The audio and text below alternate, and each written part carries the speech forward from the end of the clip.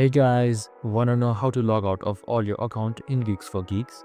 Well, no worries. In this video, I'm going to show you an easy step-by-step guide on how to do it. It's super simple, so let's get straight to it. Now, first up, simply open up your Geeks4Geeks application, or you can do it on your website as well. The process is simply same. Right here on the bottom right, just simply select your profile. And once you've selected your profile, just simply scroll down onto the bottom until you see log out right here with a sad face icon. So simply press on it and then select log out. And there you have it. Super simple and easy. Now, if you want to log out from all your devices, you should simply change your password. So there is no direct way of doing it, but that's it. I hope this video helped.